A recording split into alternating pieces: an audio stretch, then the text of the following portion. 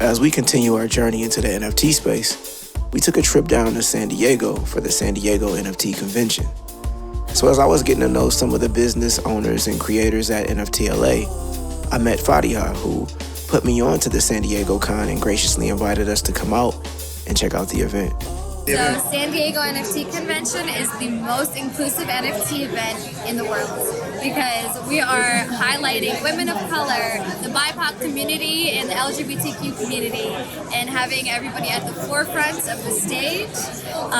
We have a kids panel, we have a fashion in the metaverse panel. We are going to have such amazing opportunities and network opportunities for everybody, and we're just so excited. It's our first one, but definitely not the last. One thing I loved about NFT San Diego was the more intimate setting, which I think is very conducive to interacting with more people to build relationships in the space. With so much information to take in, it was nice to be able to get a more one-on-one experience with the vendors and discuss projects, new technology, and possible collaborations. So what is this little guy right here? So this is the PL2 3D scanner. It uses laser technology to determine where an object is in a digital verse. Think of a graph, like X, Y, and Z.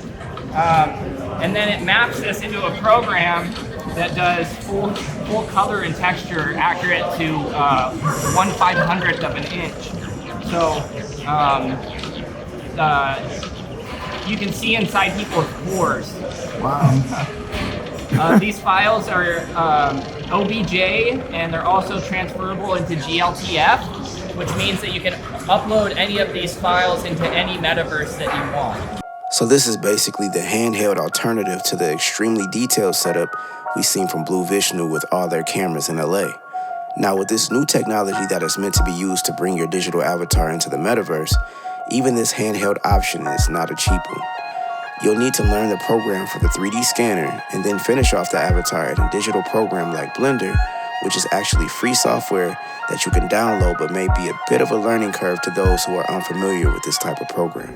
Dude, you won't believe it, but like this thing, roughly, what was it, Aiden? Like roughly like $10,000 to $12,000? So $10,500 for the scanner, and then they want shipping on top of it, which comes out to like $500-600. So yeah, you're looking around 11,000, a little over 11,000 to get this. They're really backed up on shipping and manufacturing and everything, so it's going to take about a month, maybe more, for it to actually arrive.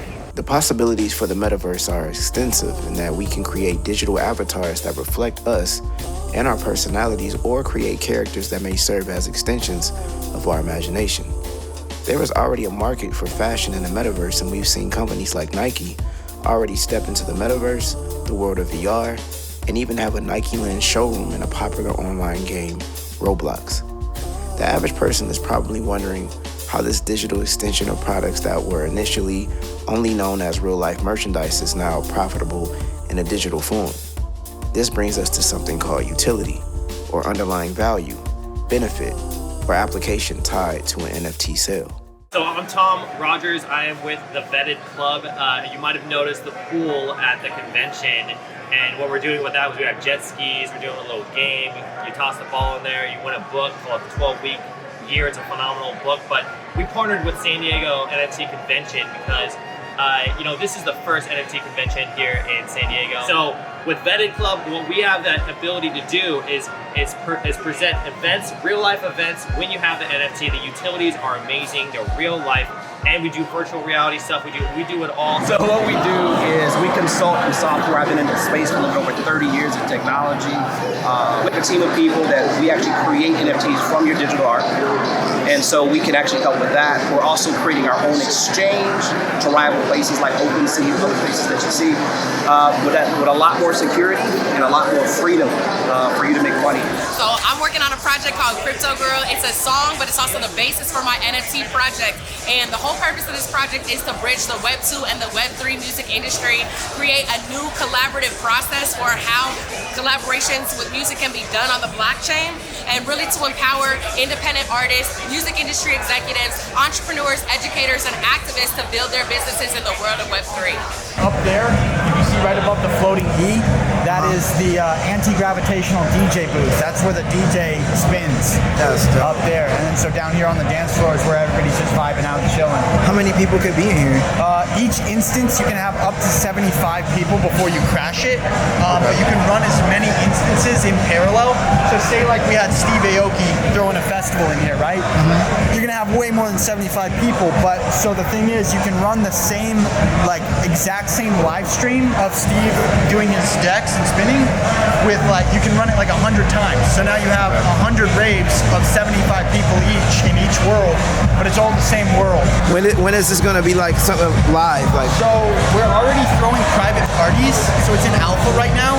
We're gonna aim to have it launched in Q3, and so it's gated behind an NFT token called a meta key. And so there's 111 keys. You can join the parties, you can vibe out in the parties without a meta key, but you won't have developer mode. So as a developer, owning a key, being a token holder, allows you to host your own events. It allows you to change the music and the lighting that's happening in the world, and it allows you to spawn items. As just a regular party goer, you can't spawn your own stuff. But if you hold a meta key, you basically have God mode in the world. God mode indeed. The level of creativity that is possible in this metaverse is truly mind-blowing. But before we fully step into the realm of the creative, let's take a look at what some of us are already doing in the space. Hey, greetings. I'm Dr. Peace, also known as Doc Peace. I'm a doctor by trade, spoken word artist at heart. I ignite events with spoken word. I'll be emceeing today's event, San Diego NFT Con, here in the beautiful San Diego. And I create custom spoken word flows to elevate brands and projects through the space. I have a podcast called Golden Meta Sessions with Doc Peace, where I feature NFT creatives. Together, we can create a community where we really believe and stand for decentralization. And through that, we'll have a message that we want to stand, that we want ourselves to own our own data and our own art, our own IP rights, and so on and so forth. So together, it's really important that we create this community together.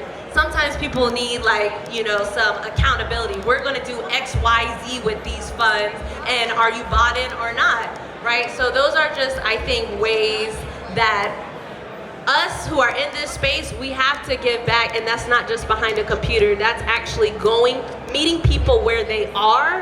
Yeah, I actually know this project, Girls Writing Things, is women owned, and they do something really amazing that I would like to see far more in the space. What they do is every single Friday at 2 p.m. they host a Twitter space where basically artists from marginalized communities, artists of color, disabled artists, queer artists, all go and post up their art and tell their story a little bit, and then the community votes on which they like best, and then Girls Writing Things spends an ETH at a time every Friday on that person's art. Yeah, and I just want to thank everybody here for helping us in our mission to include everybody and just really give everybody a platform to be themselves and express the way that resonates with them. So thank you so much. I think the most important thing I took from the San Diego convention was a real sense of community and building. The only way that this NFT space can serve as a lifeline for the artists and creators in the 99% is if we choose to build each other up, interact, and engage with one another, learn from one another, treat others how you want to be treated. Put our egos to the side, because to be decentralized means that control belongs to more so the group instead of a single entity, individual, or organization. And with that comes more responsibility. We have to build communities that benefit each other and, in my opinion, relearn how to be human beings. I enjoyed seeing familiar faces and the energy of people like Lauren Turton, Doc Peace, Khadija, Fari, and many others who I have been seeing since I first stepped into the NFT space. Now, one thing I will say about NFTs is if you are wanting to enter the space, put some money to the side and or get your money up, especially if you are in need of an artist's services. This is an investment. We can't go into this thing preaching how we respect artists and have no intention on paying them. I don't know anyone who gets up to go to work for free. Living in this world is costly. Also, collaboration is when multiple parties link up to do an equal share of the workload. So be respectful of people's talents when approaching them. People can't eat and keep a roof over their heads off of your good intentions. I was initially looking to head out to New York for NFT NYC, but unfortunately I may not be able to make it, so we will continue the series by highlighting some artists in the space who are doing some amazing things. I'll be doing some tutorials on how to create an animated NFT, tutorials on how to create illustrations, produce music, as well as design clothes, all as aspects that we will apply to the NFT space. Thank you for watching, and until next time, stay positive, keep focused, and stay driven. Baby, I'm an outcast. I don't fit in with them people out back. The whole world cap, baby, I'm an outcast. Turn your back on me, baby, I'm an outcast. Yeah, baby, I'm an outcast. I don't fit in with them people out back. Whole world cap, baby, I'm an outcast.